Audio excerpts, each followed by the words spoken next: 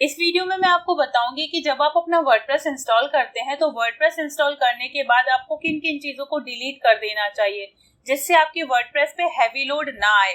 मैंने बहुत सारे ऐसे डैशबोर्ड देखे हैं जो अननेसेसरी आइटम्स, एलिमेंट्स को, पेजेस को, थीम को, प्लगइन्स को अननेसेसरली अपने वर्डप्रेस में रखते हैं, जिससे उनके होस्टिंग पे, उन पे वर्डप्रेस पे लोड आता है, उनकी वेबसाइट की स्पीड में फर्क पड़ता है और ये आपके एसईओ के लिए अच्छा नहीं है।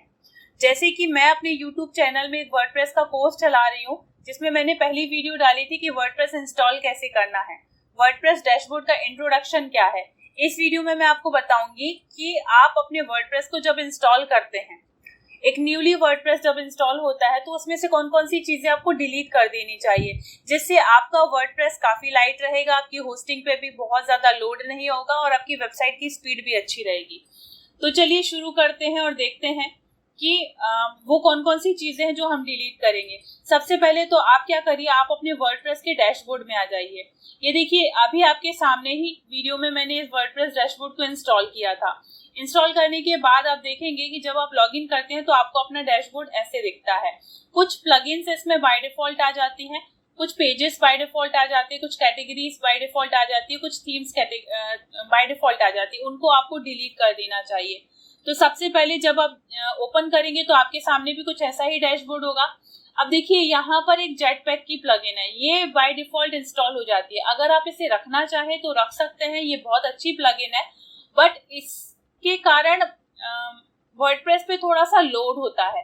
तो नॉर्मली मैं रिकमेंड करती हूँ कि मैं जेटपैक यूज नहीं करती। अगर आप पर्सनली यूज करते हैं तो आप इसे रख सकते हैं। तो सबसे पहले तो मैं प्लगइन में आ जाइए। आप क्या करिए, आप अपने डैशबोर्ड में आइए और डैशबोर्ड में आने के बाद प्लगइन में आ जाइए। प्लगइन में आने के बाद आप इंस्टॉल प्लगइन पे आ जाइए। इंस्टॉल प्लगइन के बाद आप देखिए कि आपको बाय डिफॉल्ट ये सारी प्लगइन्स मिल जाती हैं, ठीक है।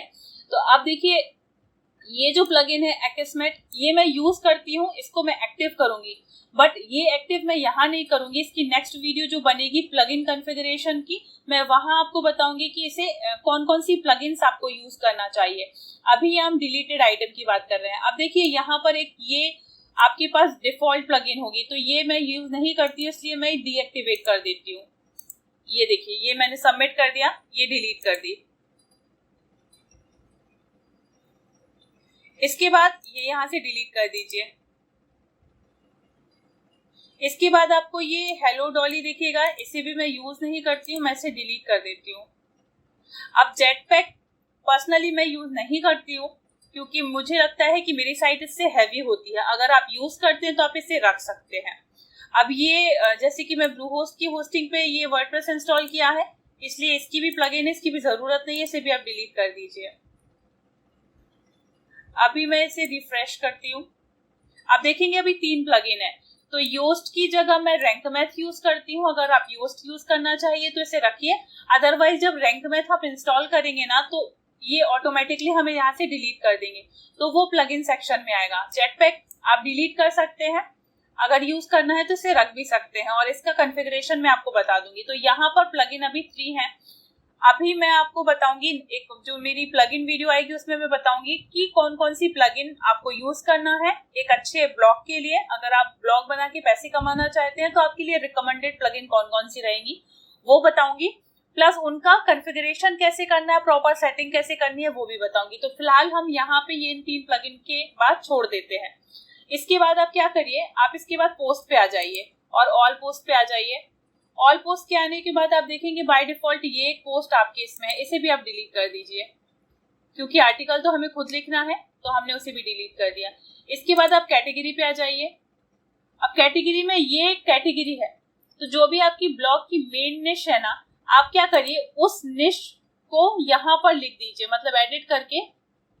ये अनकैटेगराइज्ड है, मतलब जो भी आर्टिकल आप लिखेंगे अगर आपने उसे पर्टिकुलर कैटेगरी में नहीं डाला तो बाय डिफॉल्ट ये अनकैटेगराइज्ड में चला जाएगा। तो अनकैटेगराइज्ड की जगह आप यहाँ पे क्या कर सकते हैं, जैसे कि ये जो ब्लॉग है मेरा पेंच रिसोर्ट बुकिंग से रिलेटेड है, तो इस निश को मैं बुकिंग कर देती हूँ। इन केस अगर मैं किसी आर्टिकल की कैटेगरी देना भूल गई तो वो बाय डिफॉल्ट किस में चला जाएगा, बुकिंग में चले जाएगा या फिर पेंच में चला जाएगा। ऐसे करके आप अपना जो मेन निश है वो आप यहाँ पे दे दीजिए। इसके बाद मैं टैग पे चली जाऊंगी।